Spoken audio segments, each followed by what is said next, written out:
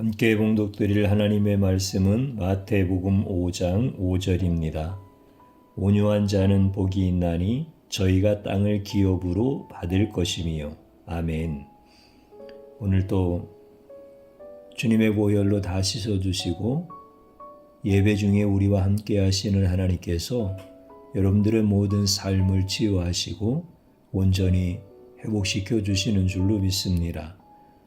성도님 여러분들께서 어느 곳에서 예배를 드리든지 그 시간과 장소는 하나님이 구별하여 주셨으며 여러분들을 환영하시고 여러분들을 환대하시는 줄로 믿습니다. 특별히 말씀 중에 예수님이 어떤 분이신가를 나타내 주실 때 우리가 예수님을 만나고 예수 그리스도 안에서 그분을 기뻐하고 그분께 소망을 두고 그분이 기뻐하시는 아름다운 삶을 살아갈 수 있도록 도와주실 줄로 믿습니다. 오늘도 예수 그리스도와 함께 승리하는 여러분들 되어지기를 주님의 이름으로 축복합니다. 저는 오늘 온유하신 예수님이라고 하는 제목으로 함께 은혜를 받고자 합니다.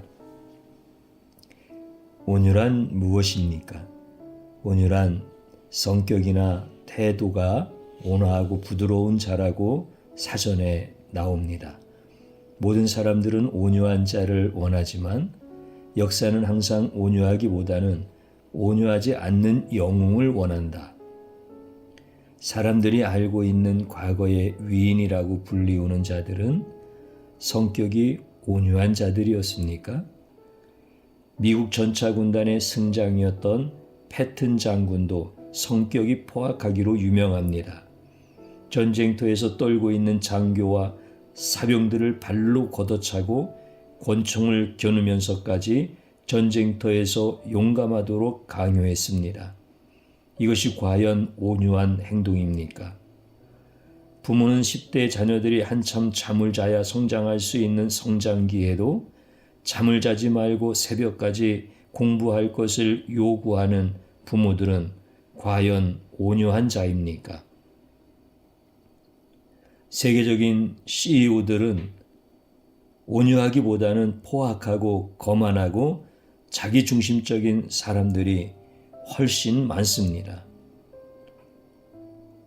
GE라는 대기업을 세계적인 신화 속에서 성장시킨 잭 웰치였지만 정작 그는 직원들에게 악마라고 불림을 받았습니다.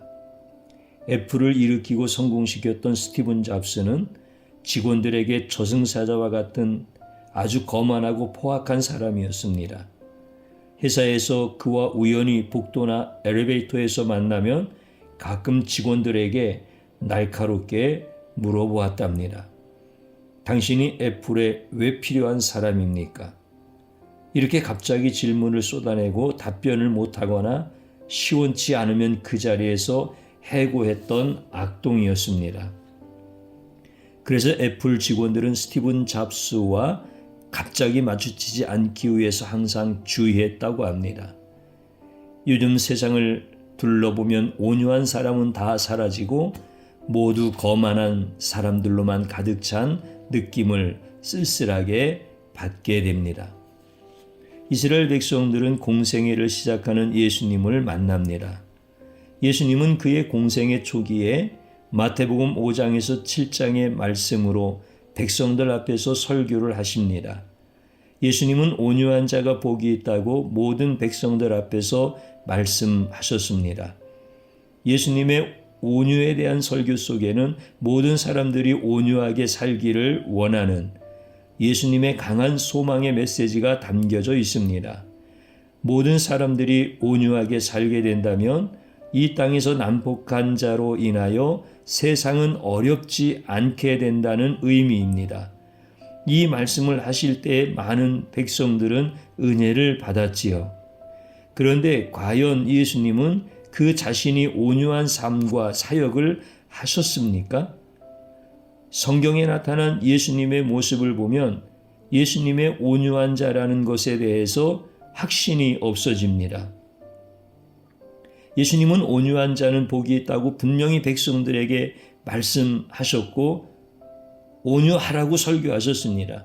그러나 정작 본인은 온유한 사역을 하지 않았습니다. 예수님은 모든 선지자 중에서 백성들이 볼 때 가장 과격한 분이었습니다. 예수님은 바리새인들과 제사장들을 향해서 독사의 새끼들이라고 욕을 했습니다. 이것은 욕 중에서도 심한 욕입니다. 한국은 개가 많기 때문에 개를 넣어서 새끼라고 욕하지만 이스라엘은 독사들이 많기 때문에 독사라는 말에 새끼를 넣어 욕을 합니다. 뱀들아, 독사의 새끼들아, 너희가 어떻게 지옥의 판결을 피하겠느냐? 예수님의 거친 입에서 온유한 모습은 찾을 수 없습니다. 이뿐 아니라 성전에서 매매하는 자들을 쫓아내기 위해서 과격한 폭력을 거침없이 2번이나 사용하십니다. 그들이 예루살렘에 들어가니라.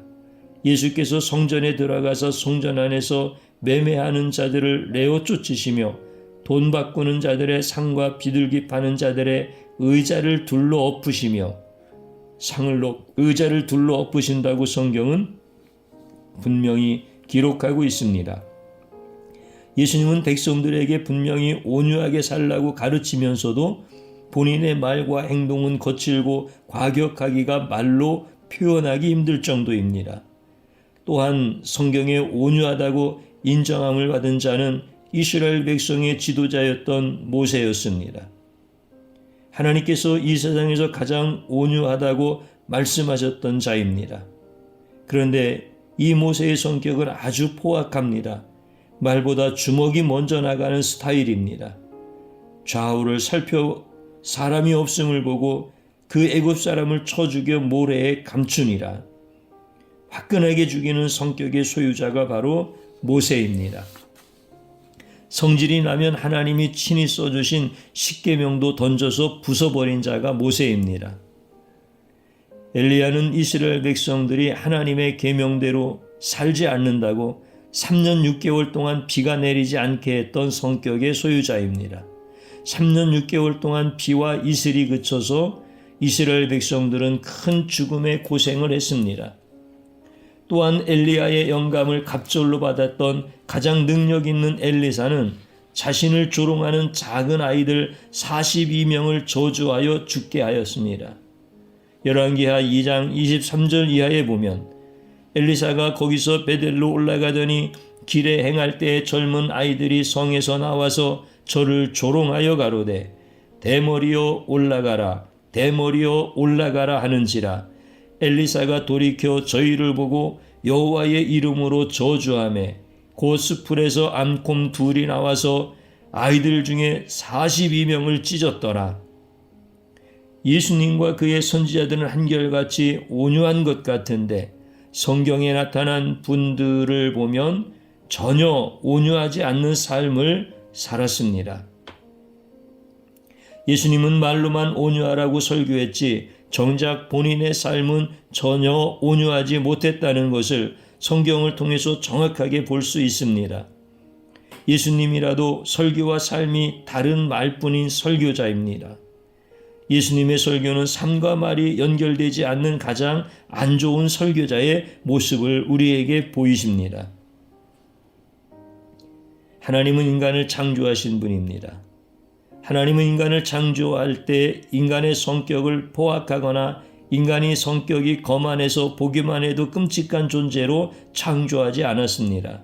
하나님께서 인간을 창조할 때는 인간이 온유하도록 창조하셨습니다. 인간이 온유하게 창조되었기 때문에 하나님은 인간을 창조하고 난 뒤에도 계속해서 교제를 하셨던 것이죠. 하나님이 온 세상이 이치와 원리를 가르쳐 주었을 때 인간은 그것을 잘 받아들였습니다. 하나님께서 무슨 말씀을 해도 그 말씀을 명령으로 알아들었습니다. 인간에게 반항심이나 의심 같은 것은 전혀 없었고 하나님이 창조한 인간은 이 세상에서 가장 온유한 존재였습니다. 그러던 어느 날 인간은 하나님이 해주신 말씀에 대해서 하나씩 의구심이 들었습니다. 과연 하나님의 말씀만 다 맞을까 하는 의심이 들어오기 시작했고 사탄이 뱀을 통해서 이런 의구심들을 더 크게 쌓았습니다. 뱀이 주는 의심의 말들은 마음속에 가득하고 하나님이 주시는 말씀은 점점 마음에서 사라져갔을 때 마침내 인간은 하나님을 거부합니다. 인간의 타락은 이렇게 시작되었습니다. 그리고 인간은 하나님이 지으신 아름다운 에덴 땅에서도 쫓겨나게 됩니다. 타락한 인간이 발로 밟고 사는 땅마다 전쟁과 무수한 산림 황폐로 옥토에서 쓸모없는 땅으로 변하고 심지어 사막으로 바뀌어 갑니다. 타락한 인간은 서로 죽이고 서로 미워하고 서로 전쟁을 하는 관계가 되어집니다.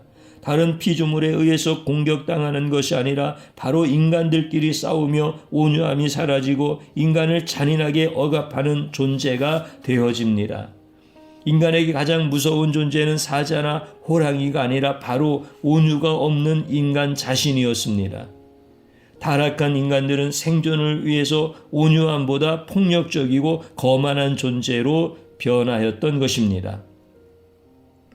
오늘 예수님의 말씀하신 본문은 이 세상에서 가장 혼돈스러워하고 가장 잘 모르는 본문 중에 대표적인 본문입니다. 예수님이 온유한 자라고 말씀하시는 것은 성격이 온유한 자를 의미하는 것이 아닙니다.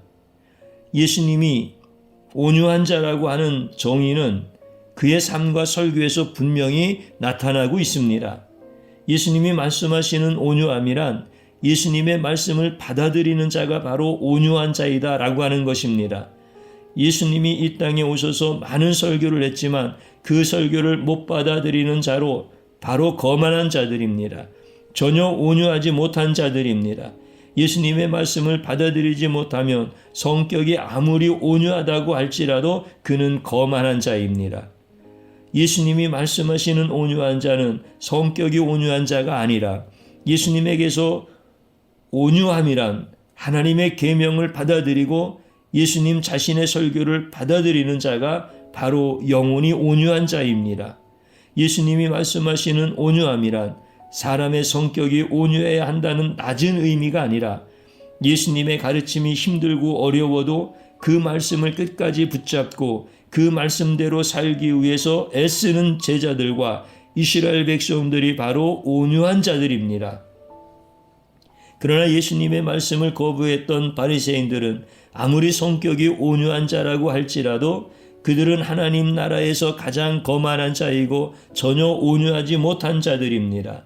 바로 영혼이 온유한 자가 예수님의 말씀을 받아들일 수 있는 심령이 온유한 자가 된다는 말씀입니다.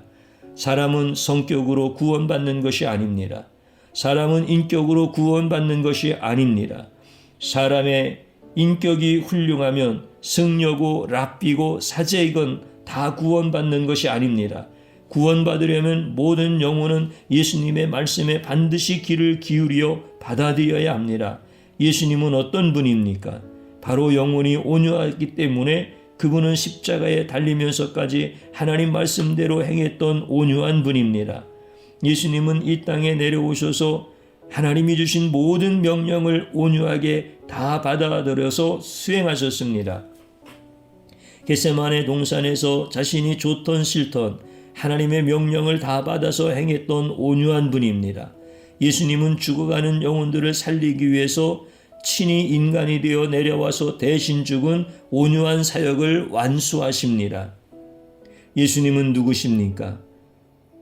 그분은 바로 전능한 하나님이십니다. 그분은 하나님과 동등한 분이시고 하나님과 한 분이십니다.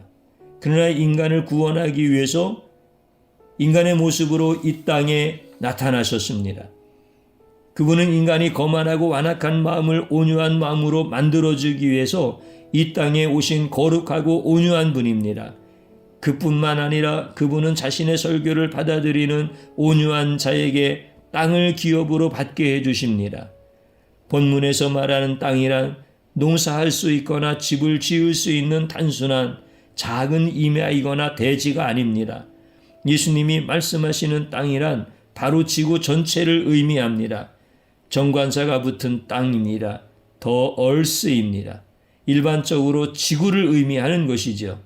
온유한 자, 곧 예수님의 말씀을 받아들이는 자는 지구를 주시겠다는 의미입니다. 다시 말해서 전능한 예수님은 예수님의 말씀을 그의 온유한 영으로 받아들여서 그 말씀대로 따르는 자들에게 앞으로 새하늘과 새 땅을 새롭게 창조하고 그것을 상속하여 주겠다는 크고 놀라운 의미의 말씀입니다. 땅 일부를 주겠다는 것이 아니라 계시록 21장에 나타난 새하늘과 새 땅 전부를 주시겠다는 놀라운 말씀입니다.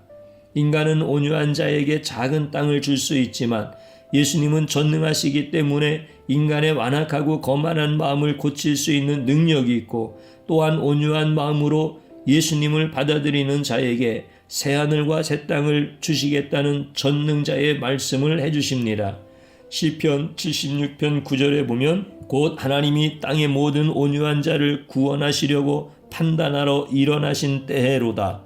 이런 말은 오직 하나님과 본체이신 동등하신 예수님만이 하실 수 있는 말씀입니다. 예수님은 자신의 설교를 통해서 자신의 말을 받아들이지 못하는 자들을 너무 가슴 아파하셨습니다. 예수님의 말씀을 들어야 영혼이 살고 새하늘과 새 땅에 들어갑니다. 그러나 인간들은 예수님의 설교를 거부하지요. 예수님이 하시는 말씀에 의구심을 갖습니다. 예수님이 하시는 말씀에 주의를 기울여 듣지 아니하고 인간이 죽어간을 보시고 예수님이 그 죽음에서 벗어나라고 부드럽게 말씀을 하셔도 듣지 않습니다. 어떤 기머거리가 소경이었던 자가 자신도 모르게 찻길 중앙으로 걸어갈 때 소리쳐도 듣지 않는다면 강한 팔로 잡아야 하지 않겠습니까? 바로 예수님은 말로 해서 안 되는 자에게 더 센 말을 했습니다. 예수님은 성전에서 상과 의자를 얻고 죽음의 매매에서 쫓아내셔서 살리고 싶었지만 사람들은 말하기를 예수님이 너무나 거만하고 폭력적이라고 비판하고 책망했습니다. 어린아이가 찻길에서 달려오는 버스를 못 보고 걸어간다면 진정한 온유란 무엇입니까? 바로 그 아이를 밀쳐내고 살려주는 것이 진정한 온유입니다. 예수님이 이렇게 죽음에서 밀쳐내고 죄악에서 밀쳐내어도 사람들은 과격하게 밀쳐내는 예수님의 행동과 말이 온유하지 못하다고 비난했습니다. 인간의 완악함과 거만함으로 죽음의 길로 걸어가는 백성들을 건져내기 위해서 예수님은 애쓰셨지만 오히려 예수님은 난폭하고 예수님은 거만한 자라고 비난했습니다. 예수님은 온유한 마음으로 인간들에게 자신의 삶을 불태워서 살려주고자 애쓸 때마다 교만하고 거만하고 폭력적이다라고 온갖 욕과 비방을 다 당해야 했습니다. 예수님은 죄인들을 위해서 온유하게 십자가에서 대신 죽었지만 사람들은 말하기를 거만하기 때문에 십자가에서 죽음을 당했다고 고소해야 하고 기뻐했습니다. 이 본문의 온유한 자에 대해서 예수님의 가르침은 단지 인격적인 가르침만이 있는 것이 아닙니다. 이 말씀은 예수님의 사역 초기에 하신 말씀입니다. 이 말씀은 예수님의 8가지 역할에 대해서 말씀하신 것입니다. 이 세상을 구원하러 오실 때 어떻게 세상을 구원하실지 기록한 책이 바로 성경입니다. 성경은 단지 맹자왈 공자왈 같은 윤리책이 아니라 그 정도 수준 낮은 책이 아닙니다. 성경은 구원의 비밀을 말하고 있습니다. 성경은 새하늘과 새 땅의 비밀을 알려줍니다. 성경은 예수님이 어떤 분인지, 성경은 예수님이 어떤 역할로 인간들을 구원할 것인지 분명히 기록한 책입니다. 예수님이 온유한 자로 설교할 때 백성들을 향한 메시지도 들어있지만 이 말씀 안에는 예수님이 어떻게 인간을 구원하는지 바로 자신에 대해서 자세히 기록한 책입니다. 예수님은 죄인들에게 온유함으로 사역을 하시겠다는 의미가 포함되었습니다. 이 땅에 오셔서 죄인들을 온유함으로 품겠다는 예수님의 사역의 역할이 나타난 말씀입니다. 죄인들을 협박하거나 죄인들에게 불법적 폭력을 사용해서 죄인들을 겁주어 구원하는 것이 아니라 회개하는 죄인들에게 부드럽게 대하여 주시겠다는 커다란 의미가 그 안에 숨어 있습니다. 예수님은 자신의 죄를 고백하고 예수님에게 나오는 모든 죄인들에게 항상 온유함으로 받아주십니다. 세리와 창녀들이 예수님에게 나왔을 때 거만한 바리새인들은 그들을 멀리하고 욕하고 해당에 들어오지 못하게 했지만 예수님은 그들을 온유함으로 자신의 품에 꼭 품어주셨습니다. 그러나 죄인들은 비난하는 거만한 영혼의 바리새인들과 교만한 영혼의 제사장들에게 예수님은 온유하게 말씀하지 않으셨습니다. 바리새인들은 온유한 애형과 인격을 갖고 있는 것처럼 보인다 할지라도 세리와 창녀처럼 그들의 영혼은 전혀 온유하지 않습니다. 예수님은 회개하고 돌아오는 세리와 창녀들을 지키기 위하여 바리새인들이 거만한 말들을 차단하여 주셨습니다. 예수님은 창녀와 세리처럼 예수님의 말씀을 받아들이는 자들에게 새하늘과 새 땅이 상속될 것을 전파하여 주셨습니다. 예수님은 온유하시기 때문에 십자가에서 죽어야 하는 그 사명을 다 받아들이고 도망가지 않고 처참하게 죽으십니다. 자신에게 주어진 사명을 외면하거나 거부하지 아니하고 완전한 온유하심으로 모든 죽음에 이르는 사명을 다 받아들인 분이 예수님의 온유하심이었습니다. 예수님의 온유하심에는 끝이 없습니다. 온유란 무엇입니까? 온유란 성격이 아니고 온유란 영혼입니다. 온유한 자는 예수님의 말씀을 받아들이는 자입니다. 성격이 온유하면 새하늘과 새 땅을 상속받을 수 없습니다. 성격이 온유할지라도 예수님의 말씀을 거부하는 자는 천국에서 전혀 온유한 자가 아니라 거만한 죄로 정죄를 받습니다. 온유란 예수님의 그 어떤 말씀도 받아들이는 온유의 영혼이 온유한 자입니다. 예수님의 말씀을 받아들이지 못한 바리새인들은 온유한 성격이 많았지만 그 온유한 성격으로 모두 지옥에 갑니다. 성격이 온유해 천국에 간다고 생각한 자들은 수많은 시간 동안 온유한 성품을 갖기 위해서 수많은 시간을 자신의 힘으로 수련하지만 새하늘과 새 땅은 성격과 성품으로 들어가는 곳이 아닙니다. 새하늘과 새 땅은 예수님의 영혼을 받아들임으로 들어가는 천국입니다. 온유란 바로 영혼입니다. 예수님의 영을 받아들이는 영혼이 바로 온유한 영혼입니다. 예수님의 영은 온유함이 넘칩니다. 예수님의 온유함은 바로 죄인들을 향해서 불쌍히 여기는 온유함입니다. 죄인들을 품어주는 온유함이 예수님에게 가득했습니다.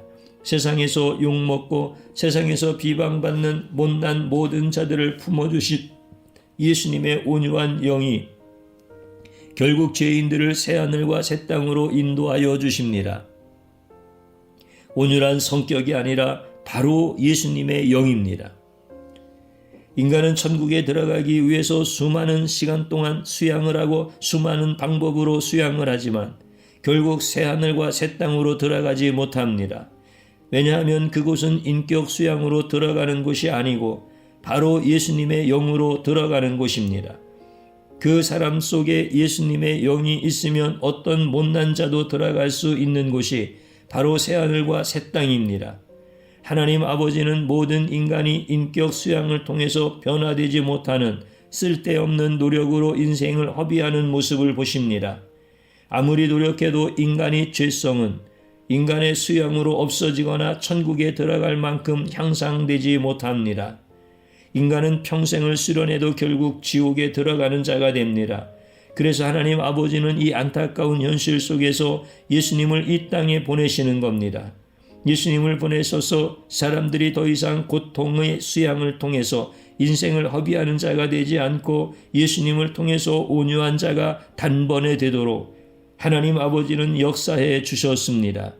하나님 아버지가 예수님을 보내지 않았다면 인간은 평생 동안 제대로 잠도 자지 못하고 밥도 제대로 먹지 못하고 깊은 산골에 들어가서 결혼도 하지 않고 밤마다 자신을 채찍질하는 고통을 받으면서 비참하게 짐승처럼 살아야만 했습니다. 그러나 하나님 아버지는 예수님을 보내셔서 단번에 온유한 자로 만들어주시는 놀라운 역사와 은혜를 주십니다. 이스라엘 백성들은 늘 온유한 성격을 갖기에 부족했습니다. 밭일이 너무나 고단했고 장사할 때 성격이 거칠어질 수밖에 없었고 자신의 못난 성격을 저주하며 지옥으로 가는 자신의 삶을 싫어했습니다. 바리새인들은 날마다 백성들의 성격이 온유하지 못하다고 비난하고 책망하는 설교만 했습니다. 그런데 어느 날 이스라엘 백성들은 예수님의 설교를 들었습니다. 성격이 아니라 예수님을 받아들이는 영혼이 온유한 자라고 말씀하십니다. 이렇게 온유한 자들에게 새하늘과 새 땅을 상속받게 해준다는 그 놀라운 말씀에 멀어진 천국이 갑자기 가깝게 느껴집니다. 항상 저주받은 거만한 인생에서 예수님의 온유함을 통하여서 온유한 영혼이 되어가는 것을 느꼈습니다. 백성들의 성격이 괴팍하고 백성들의 성격이 불같아도 예수님을 받아들이는 자는 바로 온유한 자가 될 수 있습니다. 예수님의 영을 받아들이는 것 자체가 이미 온유한 영혼을 소유했고 이미 영혼이 예수님과 같이 온유한 자들이었습니다. 이들은 성격이 거칠고 못나고 밭일과 장사로 수양이 부족하다고 할지라도 예수님의 영을 받아들임으로 인하여 바리새인들보다 더 온유한 영혼의 소유자로 예수님이 만들어 주셨습니다.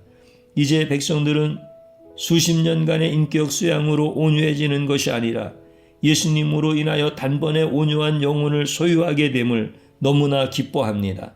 수십 년간 수양한 바리새인들도 결국 들어가지 못한 새하늘과 새 땅을 예수님의 은혜로 들어가서 그 천국을 상속받고 소유하는 기쁨이 백성들에게 차고 넘쳤습니다. 시편 37편 11절에 그러나 온유한 자는 땅을 차지하며 풍부한 화평으로 즐기리로다 이렇게 말씀해 주셨습니다. 교회를 바라보는 세상의 시각은 영적이지 못하고 상당히 육적인 시각으로 접근합니다. 교회란 온유한 자를 만들기 위한 성격 수양소라고 착각하는 자가 많습니다. 어떤 사람들은 자신의 성품이 이미 온유하기 때문에 더 이상 교회를 다닐 필요가 없다고 말합니다. 마치 교회를 인간의 성격 개조 장소라고 착각하는 자들이 대부분의 사람들입니다. 예수님을 바라보는 시각도 마찬가지지요. 예수님을 성격이 온유한 자의 모델로만 바라보며 본받으려 하는 자가 많습니다.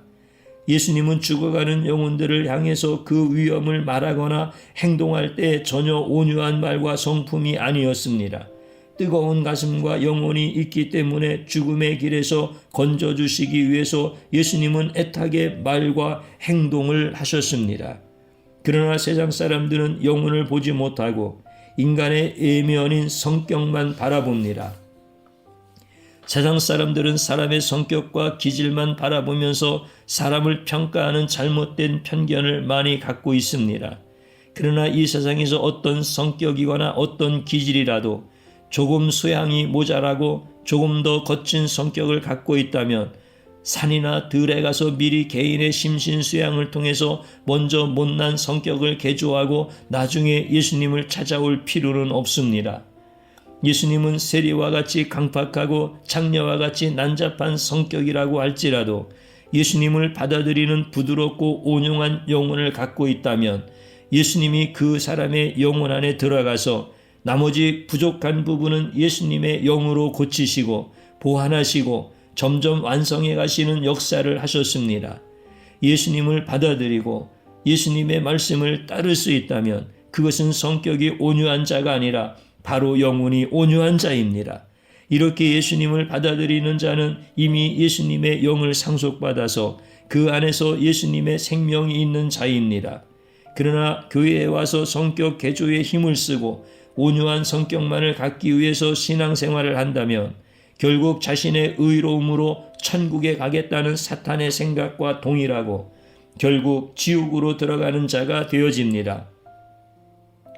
성도란 어떤 사람입니까? 성도란 성격이 온유한 자가 아니라 영혼이 온유한 자입니다. 성도란 좋은 성격 때문에 구원을 얻고 새하늘과 새 땅에 들어가는 자가 절대로 아닙니다. 성도란 성격이 부족하고 인격이 약하고 거칠고 때때로 형편없는 성품으로 살아도 그의 영혼이 예수님의 모든 말씀을 받아들이고 그의 말씀을 온유한 영혼으로 받아들이는 자가 바로 성도입니다. 성도는 인격 훈련에 정진하는 유대교 랍비들과 같은 자가 아닙니다. 성도는 인격 훈련의 모든 것을 바치는 천주교 사제들과 같은 자가 아닙니다. 성도는 그의 영혼을 주님 앞에 엎드려서 영혼과 온 마음으로 예수님께 나가는 자입니다. 성도는 인격 수양을 통해서 예수님을 만나는 자가 아닙니다. 성도는 온유한 영혼으로 예수님을 만나고 그 이후에 온유한 성격으로까지 변화가 되어집니다. 예수님의 온유한 영혼을 먼저 만드시고 그 다음에 온유한 성품으로 만들어 주십니다. 예수님을 만나면 강팍한 영혼에서 온유한 영혼으로 바뀌고 예수님을 만나면 거만한 인격도 온유한 인격으로 바뀝니다. 성도의 모든 것은 성도가 스스로 바꾸는 것이 아니라 바로 예수님의 역사로 예수님이 바꾸어 주시는 것입니다. 이것이 바로 성도입니다.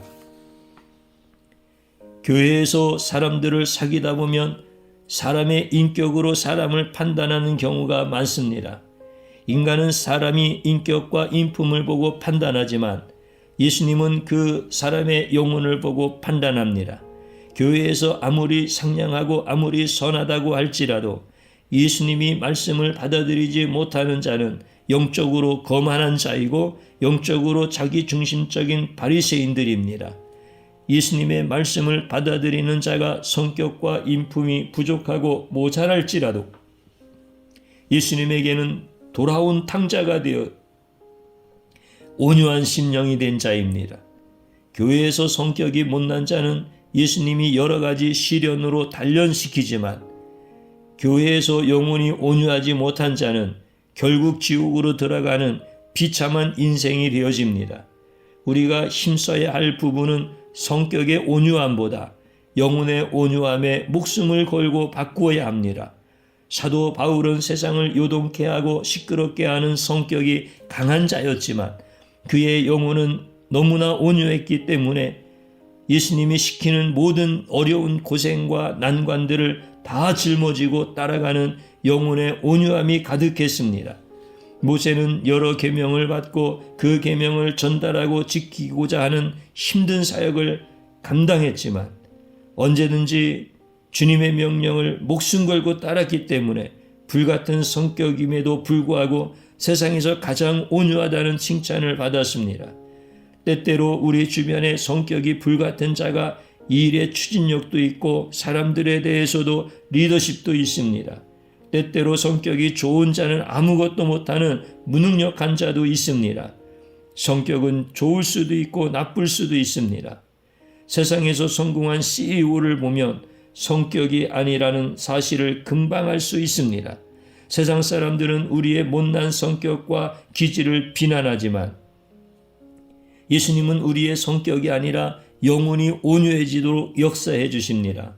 좋은 성품과 성격 때문에 새하늘과 새 땅에 들어가는 자격이 있는 것이 아니라 예수님 때문에 새하늘과 새 땅에 들어갑니다. 우리는 교회에 와서 먼저 성격을 개조하기 위해서 천주교처럼 애쓰는 자가 되지 말고 우리는 예수님의 영과 말씀을 받아들이는 진정한 주님의 자녀가 되어야 합니다. 오직 예수님의 온유한 영을 받은 자만이 점점 더 좋은 성격으로 변해갈 수 있습니다. 온유한 자는 예배를 통해서 예수님을 만납니다. 예수님은 여러 방면에서 부족함이 있어도 그 부족함을 나무라거나 야단치지 않고 온유하게 받아주십니다. 거만한 자는 예배를 통해서 예수님을 만나지 못합니다. 아무리 성격이 온유하다 할지라도 영혼이 거만한 자는 예배 때 예수님을 만날 수가 없습니다. 영혼이 거만한 자는 예배를 드려도 사람만 보이고 영혼이 거만한 자는 예배를 드려도 조용히 눈을 감고 잠만 잡니다.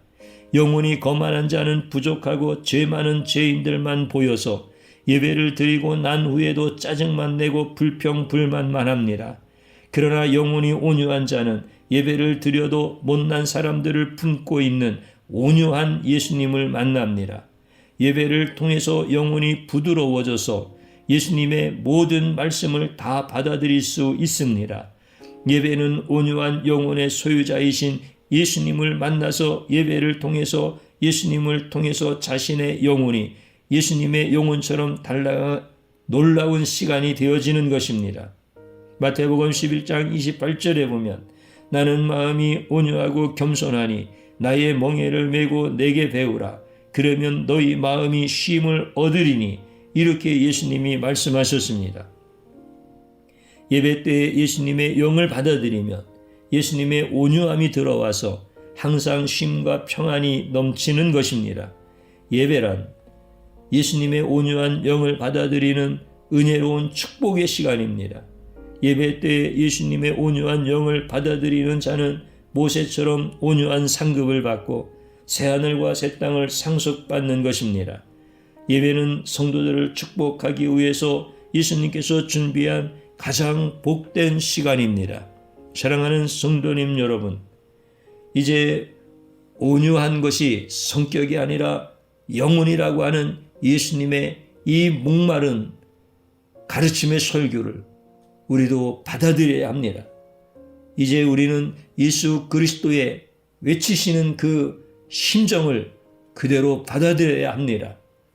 오늘 이 시간에 저를 따라서 한번 해보고 함께 기도하는 자리로 들어가겠습니다.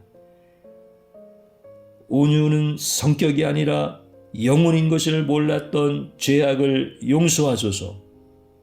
진심으로 하나님 앞에 회개하는 것입니다. 또 한번 따라서 하십시오. 교회에 와서 성도의 영혼을 보지 못하고 성도의 성격을 보았던 죄악을 용서하소서. 하나님 앞에 회개하는 겁니다. 또 한번 따라서 하십시오. 죄 많은 나의 영혼을 온유하게 하신 예수님을 찬양합니다. 나의 성격도 온유하게 변화시켜 주시는 예수님 감사합니다. 마지막으로 한번 또 따라서 하십시오.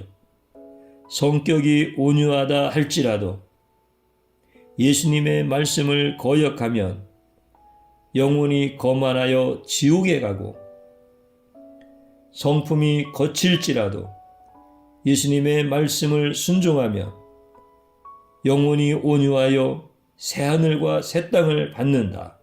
아멘. 주님 한번 부르고 기도합니다. 주여 감사드립니다. 오늘 예수님이 어떤 분이신지를 우리에게 정확하게 가르쳐 주셔서 감사드립니다. 사람들은 죽어가는 자들을 예수님께서 큰 소리로 외치시고 때로는 팔로 밀치시고 때로는 험한 말씀으로 그들의 영혼을 깨우고자 하실 만큼 우리의 영혼을 사랑하시는데 예수님을 모르는 자들은 예수님의 성격이 거칠다고 예수님은 절대 온유한 자가 아니라고 비난하고 조롱하고 예수님을 십자가에 죽였습니다. 나도 그들 중에 하나였던 것임을 주님 앞에 고백합니다. 주님이시여 용서하여 주옵소서. 온유함을 영혼으로 보지 못하고 성격으로 보았던 이 못나고 악한 죄악을 용서하여 주옵소서. 교회에서도 사람의 영혼을 볼 줄 모르고 사람의 성격과 성품으로 판단했던 이 무서운 죄악을 용서하여 주옵소서. 사랑하는 주님이시여, 이제 간구합니다. 죄 많은 영혼을 온유하게 하신 나의 주님이시여, 나의 성격도 온유하게 변화시켜 주시고 성품도 예수님을 닮을 수 있도록 은혜 베풀어 주옵소서. 주님이시여, 성격이 온유하다고 할지라도 예수님의 영혼을 그 목소리로 우리에게 말씀하실 때 예수님의 그 말씀과 예수님의 그 영혼을 거역하는 자가 되지 않도록 불쌍히 여기시고 긍휼히 여겨 주옵소서.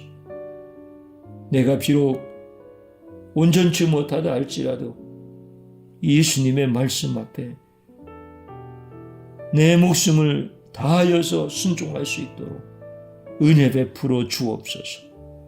주님이 그렇게 하실 줄로 믿습니다. 예수님의 이름으로 기도드리옵나이다. 아멘.